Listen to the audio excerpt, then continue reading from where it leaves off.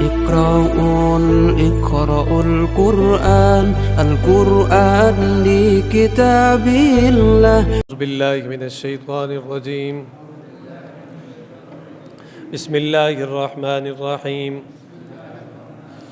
إن قارون كان من قوم موسى فبغى عليهم وآتيناه من الكنوز ما إن مفاتحه لتنوء بالعصبة أولي القوة إذ قال له قومه لا تفرح إن الله لا يحب الفرحين وابتغ فيما آتاك الله الدار الآخرة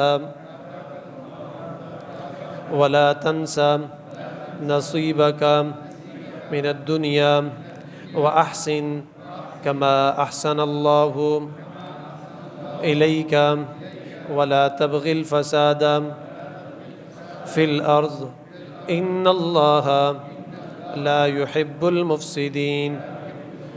قال إنما أوتيته على علم عندي أولم يعلم أن الله قد أهلك من قبله من القرون من هو أشد منه قوة وأكثر جمعا ولا يسأل عن ذنوبهم المجرمون. صدق اللہ العظیم.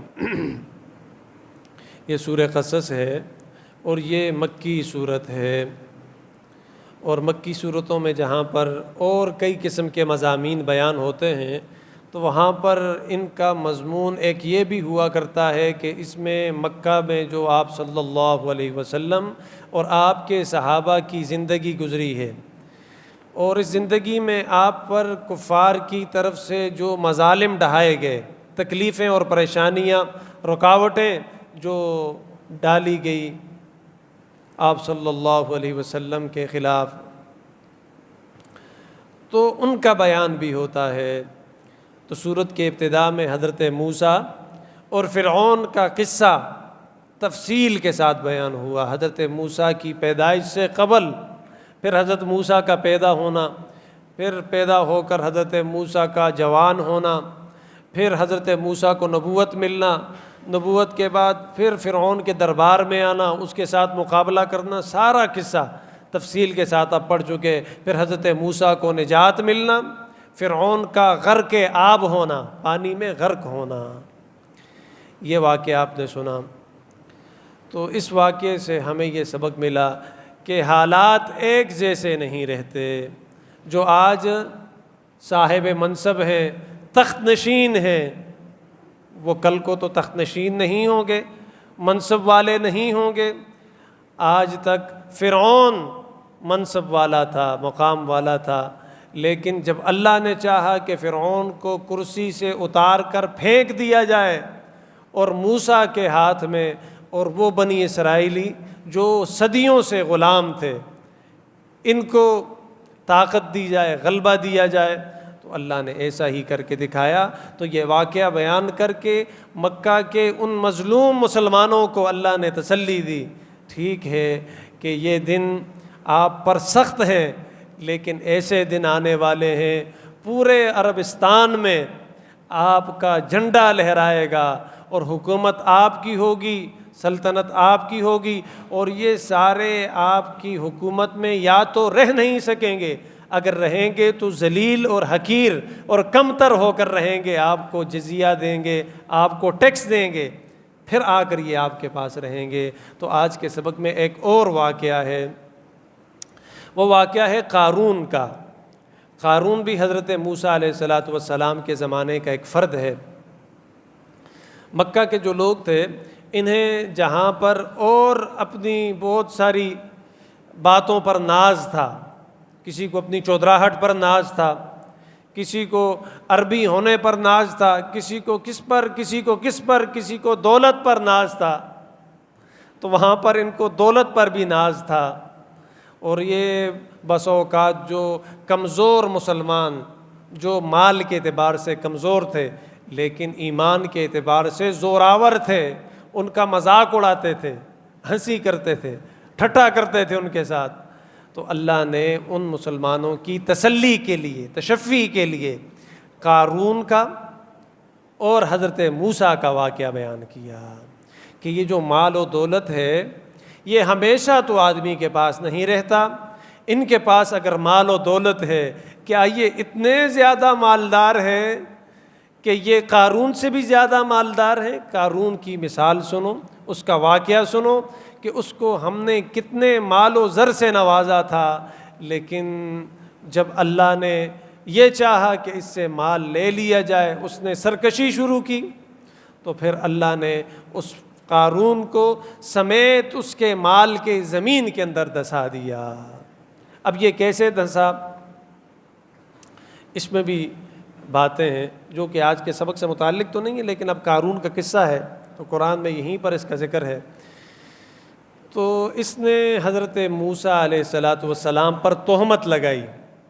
دراصل جب یہ حضرت موسیٰ علیہ السلام کو اس نے سمندر سے پار ہوتے ہوئے دیکھا بڑی سہولت کے ساتھ، اور فرعون کو غرق ہوتے ہوئے دیکھا، چونکہ یہ بظاہر تو مسلمان تھا لیکن اندر سے کالا تھا، یہ ظالم منافق تھا اور یہ منافقوں میں بھی بڑا بہترین منافق تھا۔ تفاسیر میں لکھا ہے کہ حضرت موسیٰ علیہ السلام کے بعد سب سے بڑا عالم تھا تورات کا، اتنا بڑا عالم، لیکن ایمان اور سچا اور مخلص ایماندار ہونا یہ تو انسان کی اپنے بس کی بات نہیں ہے، تو اللہ کی طرف سے توفیق ہوتی ہے، اس کی عنایت ہوتی ہے۔ دل میں سے کالا تھا، منافق تھا۔ تو جب اس نے دیکھا کہ فرعون غرق ہو گیا اور حضرت موسیٰ بچ گئے، دریا پار کر دیا انہوں نے، تو اسے بڑی تکلیف ہوئی، جلنے لگا حضرت موسیٰ سے، لیکن یہ ظاہر نہیں کر رہا تھا کہ حضرت موسیٰ کو کہ میں جل رہا ہوں آپ کے ساتھ۔ تو اس نے یہ کیا کہ حضرت موسیٰ کو کسی طرح بدنام کیا جائے۔ کس طرح بدنام کیا جائے؟ حضرت موسیٰ کے اوپر اس نے ایک تہمت لگائی۔ تہمت کب لگائی؟ کہ جب حضرت موسیٰ نے بدکاری اور زنا کی سزا بیان کی کہ جو بدکاری کرے گا، زنا اگر کسی سے ہو جائے اس کا یہ حشر ہوگا، تو اس نے ٹھیک اسی محفل میں، اس مجلس میں جب حضرت موسیٰ یہ واقعہ اور یہ سزا بیان کر رہے تھے، ایک عورت کو تیار کیا، اس کو کہا کہ جب موسیٰ یہ بات کہے گا تم نے فوراً اٹھ کر کہنا کہ موسیٰ نے تو یہ سب کچھ میرے ساتھ کیا ہے، تو یہ سزا موسیٰ پر جاری ہو جائے گی، لاگو ہو جائے گی۔ تو اس عورت نے اسی طرح کیا، دولت اور پیسوں کی لالچ میں آ کر۔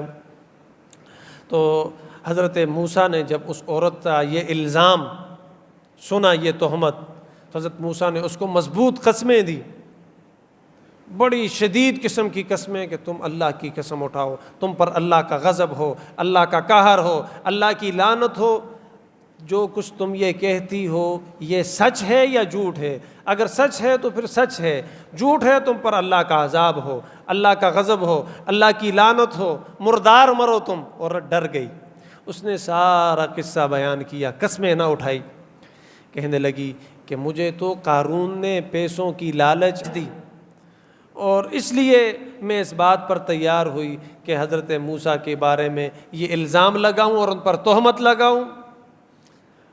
اللہ نے حضرت موسیٰ کی بد دعا اس قارون کے حق میں قبول کی، سمیت اپنے مال و زر کے زمین کے اندر دھسا دیا۔ تو آج کے سبق میں حضرت موسیٰ اور قارون کا واقعہ یہ کیوں بیان ہو رہا ہے؟ اس لیے ہو رہا ہے کہ یہ جو مظلوم اور کمزور، غریب اور نادار مسلمان ہیں صحابہ، تاکہ ان کے دل کو تسلی ہو۔ قارون کا واقعہ پڑھیں کہ ہمیشہ مال و دولت ہاتھ میں نہیں رہتی، ہمیشہ رہنے والی چیز ایمان ہے، ایمان۔ تو یہی مقصد ہے اس واقعے کو بیان کرنے کا۔ تو یہ قارون کون تھا؟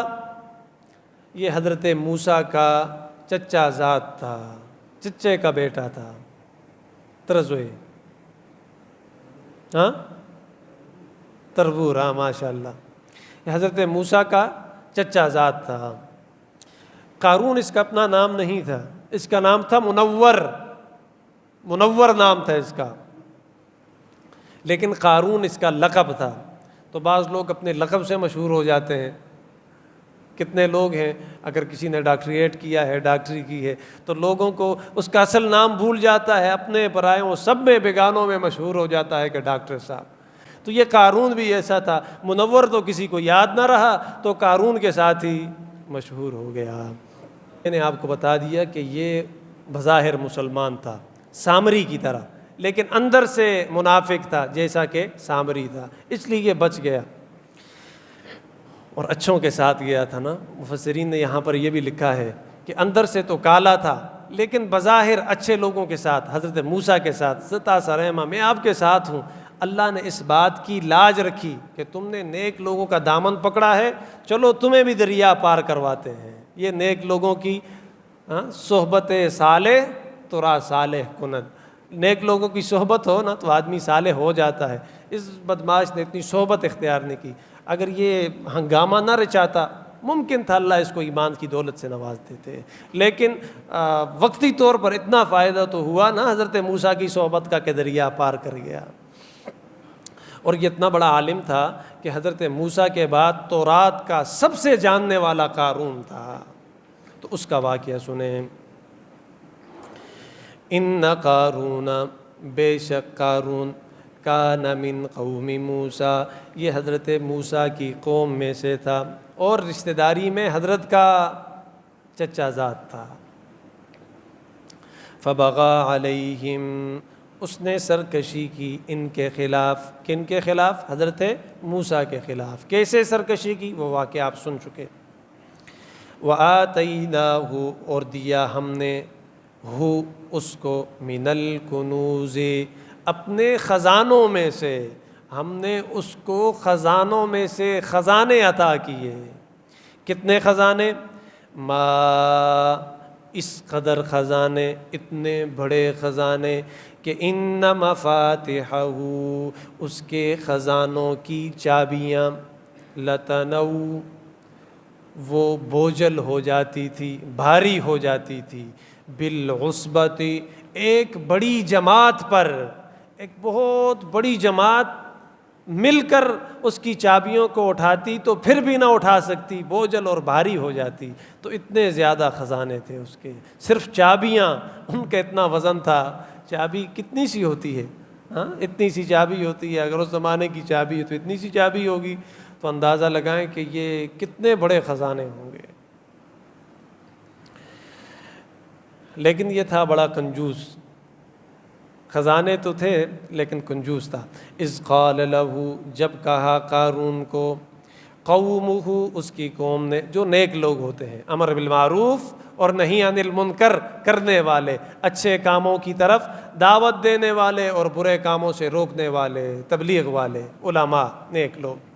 تو ان لوگوں نے اس سے کہا، لا تفرح، اتراؤ مت، اکڑو مت، گھمنڈ مت کرو، غرور مت کرو اپنے خزانوں پر، یہ تو اللہ کی عنایت ہے، اللہ کی مہربانی ہے، اس پر گھمنڈ کرنا، اترانا اور غرور کرنا، ناچنا اور کودنا یہ مناسب نہیں ہے، اور اللہ بھی اس چیز کو پسند نہیں کرتا۔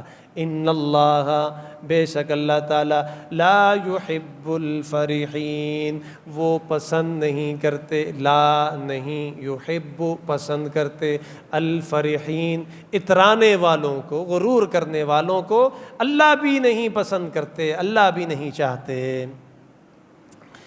وابتغی، اور تلاش کر، فیما، اس چیز کو، آتا کا، جو دیا ہے آپ نے آپ کو، اللہ، اللہ نے، اور تلاش کر تو اس کو کہ جو اللہ نے دیا ہے تجھے، الدار الآخرۃ، آخرت کا گھر، اس کے بارے میں بھی کچھ کرو، کچھ غریبوں کی مدد کرو، ان کے ساتھ تعاون کرو اور لوگوں کی امداد کرو، اتراؤ مت۔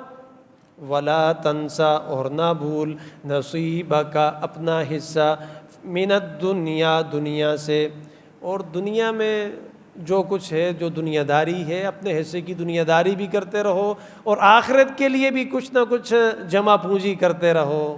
لیکن کنجوس مکھی چوس اس پر یہ بات کیسے اثر کرتی ہے؟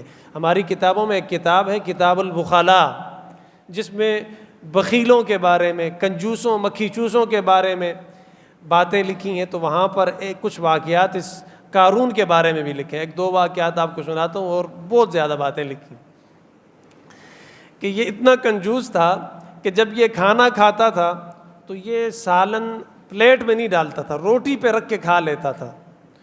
تو کسی پوچھنے والے نے اس سے پوچھا کہ بھائی آپ پلیٹ میں، رکابی میں، کاسے میں کیوں نہیں کھاتے؟ کہنے لگا کہ کاسے میں کھانے سے کاسا گھس جاتا ہے، پھر یہ گندا ہو جاتا ہے، اسے دھونا پڑتا ہے، دھونے کے لیے صابن اور ان چیزوں کی ضرورت ہوتی ہے، تو یہ سب کچھ کون کرے گا؟ اتنا کنجوس۔ تو یہ پلیٹ اور ان چیزوں کو استعمال نہیں کرتا تھا۔ اور ایک واقعہ یہ لکھا ہے کہ اس کا بڑا گھر تھا، شاندار گھر،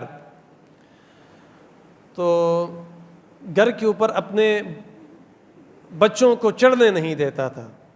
اگر بچے چڑھ جائیں، جس طرح ہمارے ہاں یہ بچے چھتوں پہ چڑھتے ہیں، کوئی پتنگ اڑاتا ہے، کوئی کیا کرتا ہے، کوئی کھیلتا ہے، دوڑتے ہیں آپس میں، تو یہ بچوں کو چڑھنے نہیں دیتا تھا۔ تو بیوی نے اس سے کہا کہ چڑھنے کیوں نہیں دیتے؟ کہنے لگا کہ بچے جب زیادہ دوڑیں گے نا، گھومیں گے چھت کے اوپر، تو اس سے چھت گھس جائے گی، کمزور ہو جائے گی، اس سے وہ چونا وغیرہ گرنا شروع ہو جائے گا، تو میں نہیں چاہتا کہ میرے گھر میں کچھ ڈینٹنگ پینٹنگ آئے اور اس میں کوئی کام ہو۔ تو اتنا کنجوس مکھی چوس تھا یہ۔ اس لیے آپ صلی اللہ علیہ وسلم نے فرمایا کہ مومن میں دو چیزیں جمع نہیں ہو سکتی، کہ مومن بھی ہو اور کنجوس بھی ہو۔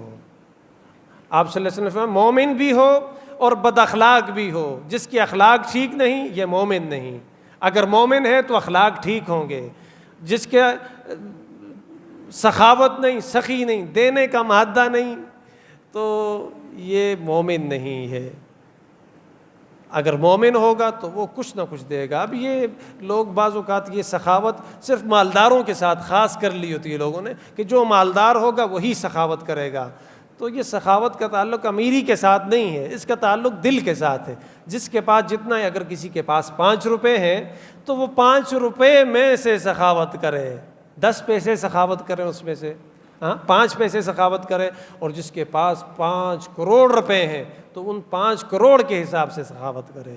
تو یہ سخاوت کا تعلق مالداری کے ساتھ نہیں ہے، اس کا تعلق دل کے ساتھ ہے۔ اس لیے حدیث میں ہے، آپ صلی اللہ علیہ وسلم نے فرمایا، آپ صلی اللہ علیہ وسلم نے فرمایا اللہ کو بہت پسند ہے۔ کیا چیز پسند ہے؟ اللہ فرماتے ہیں مجھے غریب کی سخاوت انتہائی پسند ہے۔ غریب بھی ہے، پھر بھی سخی ہے، دل کا سخی ہے، بادشاہ ہے، مجھے بڑا پسند ہے۔ اور آپ صلی اللہ علیہ وسلم نے فرمایا کہ اللہ کو پسند ہے اس مالدار کی عاجزی، کہ جو مالدار ہے باوجود مال ہونے کے عاجز ہے، ہونے کے ساتھ پھر بھی عاجزی ہو، لہجے میں نرمی ہو، تو اب اللہ نوازتے ہیں، لوگوں کے دلوں میں محبتیں آتی ہیں۔ لوگ جب اپنے لیے ہاتھ اٹھاتے ہیں دعا کرنے کے لیے تو ساتھ غیروں کو بھی یاد کرتے ہیں، تو یہ اس کا اثر ہوتا ہے، برکت ہوتی ہے۔ وابتغی، اور تلاش کر، فی ما، اس چیز کے، اور تلاش کرو اس چیز کے ذریعے جو چیز اللہ نے تمہیں دی ہے، الدار الآخرۃ، آخرت کا گھر، ولا تنسا، اور نہ بھولو، نصیبک، اپنے حصے کو، من الدنیا، دنیا سے، واحسن، اور احسان کرو، کما احسن اللہ الیک، جیسا کہ اللہ نے تمہارے اوپر احسان کیا ہے۔ جب آئے تھے تم وہاں کمپنی سے، ماں کے رحم سے باہر جب نکلے تھے تو کیا لے کے آئے تھے؟ خالی ہاتھ آئے تھے۔ تو یہ جو کچھ تمہارے ہاتھوں میں آیا ہے، ہاتھ بھر گئے، تجوریاں، جھولیاں، جیبیں بھر گئی، بینک بیلنس، تو یہ کس نے دیا؟ اللہ نے دیا۔ تو اس اللہ کے رستے میں بھی کچھ دیا کرو نا۔ ولا تبغی الفساد فی الارض، اور نہ تلاش کرو تم فساد کو زمین میں، تلاش نہ کرو فساد کو زمین میں۔ ان اللہ، بے شک اللہ تعالیٰ، لا یحب المفسدین، پسند نہیں فرماتے فسادیوں کو۔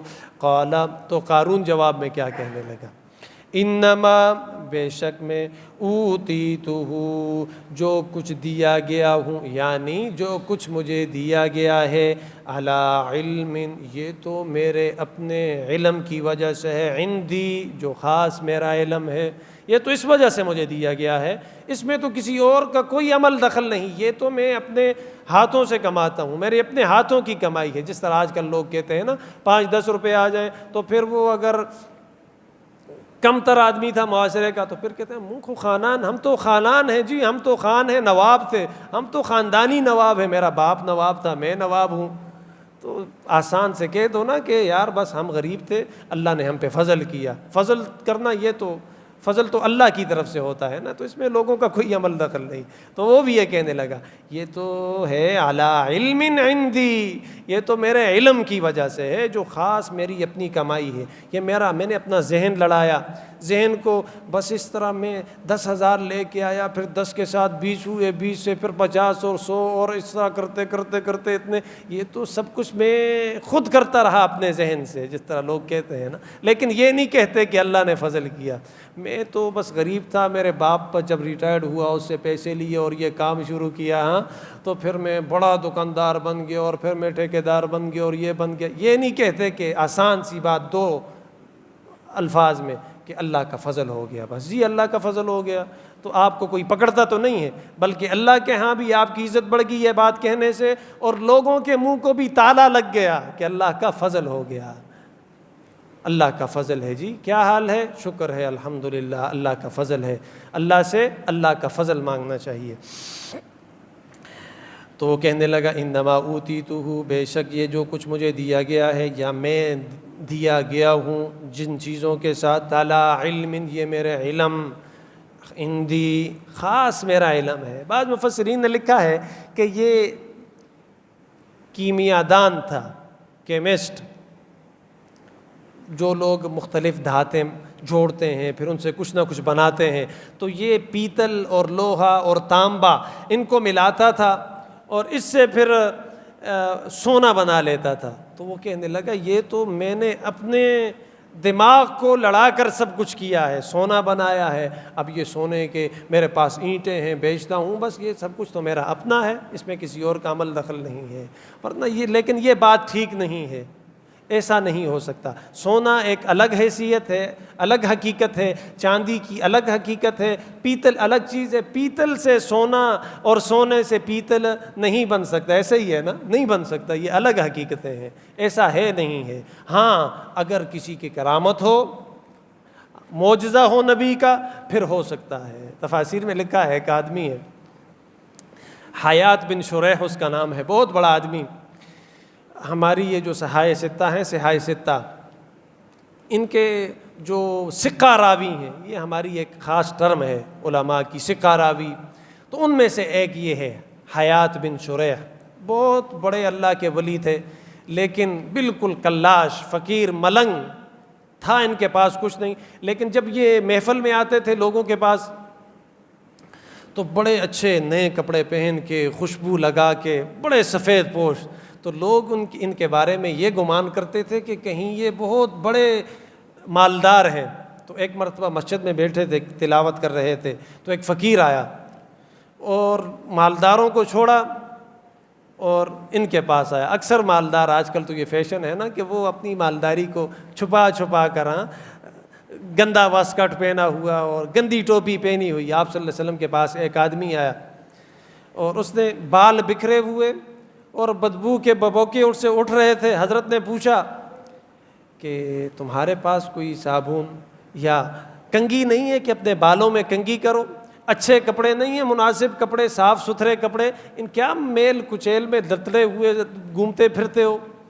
تو وہ کہنے لگا حضرت میرے پاس اتنے اتنے اونٹ، اتنی اتنی بکریاں، اتنی اتنی گائے، اتنے اتنے مال و زر۔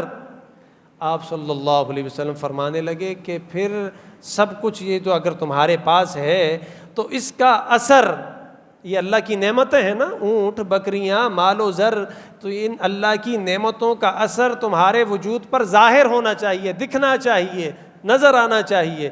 تمہارا تو وجود میل سے، کچیل سے لتڑا ہوا، بال بکھرے ہوئے، ہاں بدبو کے ببوکے تم سے اٹھتے ہیں، تو یہ اللہ کی نعمتیں اگر تمہارے پاس ہیں تو ان کا اثر تم پر ظاہر ہونا چاہیے۔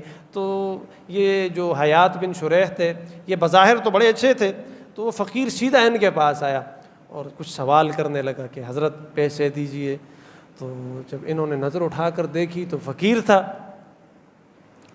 تو انہوں نے فقیر سے یہ کہا کہ وہ سامنے کونے میں ایک پتھر پڑا ہے، اسے اٹھا کر لے آؤ۔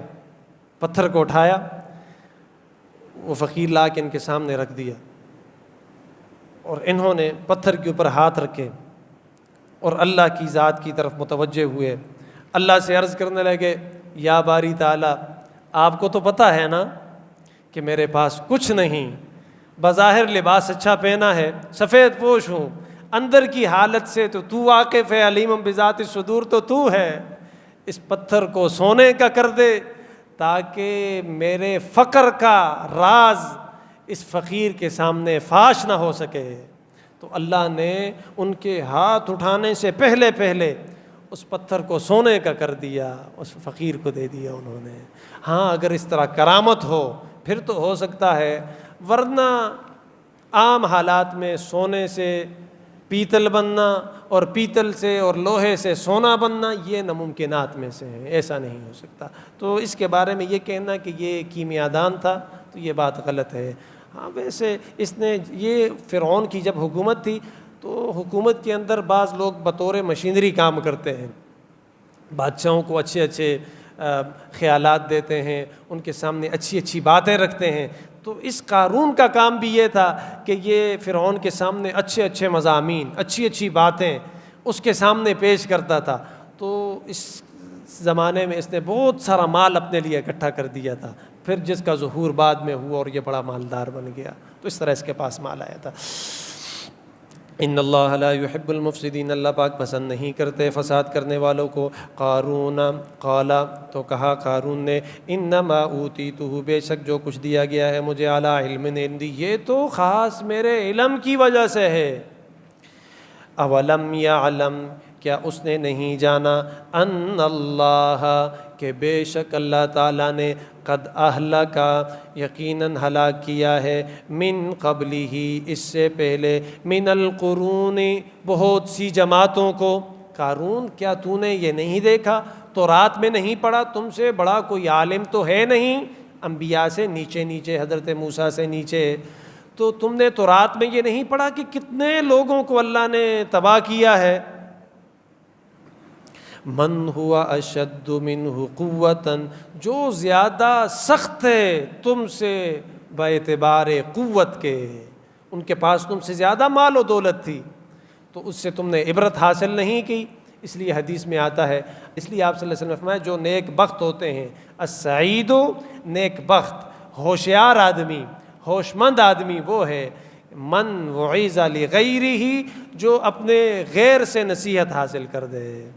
اور مثنوی ایک کتاب ہے نا مولا روم کی، اس میں ایک حکایت لکھی ہے کہ ایک مرتبہ شیر اور بھیڑیا، اور تیسرا اس کے ساتھ لومڑی، بھیڑیا شیر مخ اور لومڑی لومڑا اور شیر، یہ تینوں نے ارادہ کیا کہ ہم شکار کرتے ہیں، تینوں نکل گئے شکار کے لیے، اور سربراہی جو تھا وہ شیر کر رہا تھا۔ انہوں نے کہا کہ جو شکار بھی کریں گے ساتھ کریں گے، اور جب کھانے کا وقت آئے گا تو ساتھ کھائیں گے۔ بہرحال ان تینوں نے مل کر شکار کیا۔ کیا شکار کیا؟ ایک گائے، اس کا شکار کیا، اور دوسرا بکرا، اس کا شکار کیا، اور تیسرا خرگوش۔ ان تین چیزوں کو انہوں نے شکار کیا۔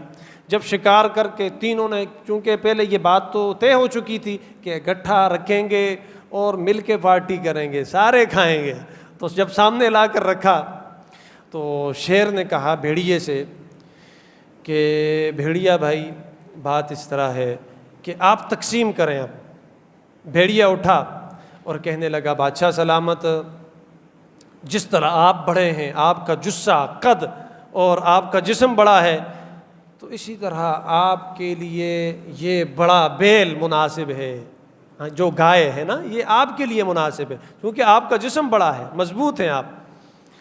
اور اس کے بعد میرا نمبر ہے جی بھیڑیے کا، یہ بکرا میرا ہوا، اور جو رہ گیا خرگوش، خرگوش لومڑی چھوٹی ہے تو لومڑی کا ہوا۔ بادشاہ کو بڑا غصہ آیا، اس نے کہا قریب آؤ۔ جب قریب آیا اس سے کہنے لگا تمہیں کس نے کہا ہے کہ اپنے آپ سے حصے بناتے ہو؟